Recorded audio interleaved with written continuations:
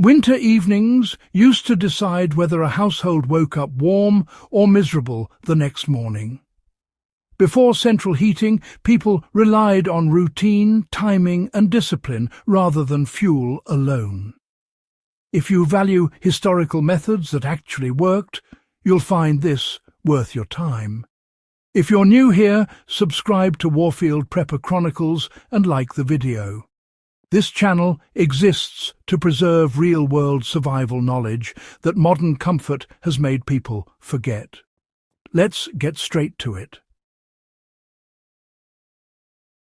Homes were sealed methodically before nightfall.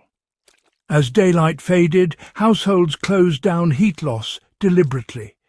Exterior shutters were pulled tight, not for privacy, but to trap a layer of still air against the windows.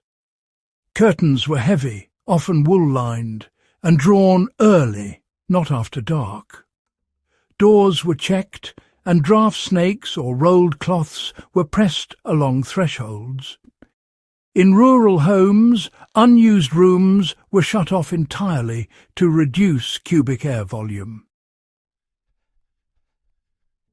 You can apply this tonight by closing off spare rooms, sealing window gaps, and hanging thick fabric over glass surfaces before temperatures drop. Fires were banked, not left to burn freely. The evening fire was never allowed to die completely, but it wasn't wasted either. Before bed, embers were raked together and covered with ash to slow combustion. This banking technique allowed the hearth to retain heat for hours, sometimes still warm by morning. These days, modern equivalents include using a wood stove's damper correctly, or maybe placing fire bricks near heat sources to store warmth overnight. Even if you don't have a fireplace, placing dense materials near heaters can really help increase the amount of heat that's retained after everything's been switched off. Back then, cooking and heating were often synchronized, just to capture that leftover warmth.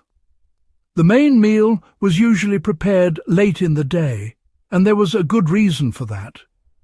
Cooking heated up the kitchen, the walls and the floor, which would then radiate warmth long after the fire had gone out. Water was also heated and left in covered containers, so it could release its warmth gradually. Nowadays, running your oven in the evening and leaving the door cracked after turning it off, well, that can add a bit of residual heat, as long as you're being safe about it. Heated water bottles placed near beds or seating areas work on the same principle, and honestly, they're still pretty effective. Bedding preparation mattered more than blankets alone. Beds were warmed before use. Brick warmers or heated stones wrapped in cloth were placed between sheets, then removed before sleep. Layers were intentional. Straw mattresses, wool blankets and heavy coverlets trapped body heat efficiently. Folks back then, they slept in nightcaps and socks to keep from losing heat through their hands and feet. If you think about it, applying this today means you'd pre-warm your bed with a hot water bottle, layer up with natural fibres, and focus on insulating your body instead of cranking up the heat in the whole room. People didn't, wander around cold houses at night. Chamber pots meant there was no need to go out and get chilled. Nightwear was thick and practical, not just for show. Head coverings, they stayed on all night long. These days it's simple. Keep a warm layer handy. Don't move about in cold spaces unless you have to. And make sure your head and feet are insulated when you sleep.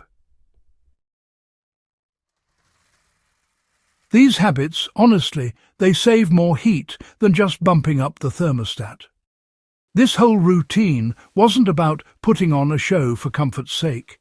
It was survival engineering, honed over hundreds of years. Even if you take on just half of these ideas, you'll notice the difference by morning. If this kind of historically grounded, practical knowledge matters to you, go ahead and subscribe to Warfield Prepper Chronicles, give the video a like, and share it with someone who's battling the winter chill right now.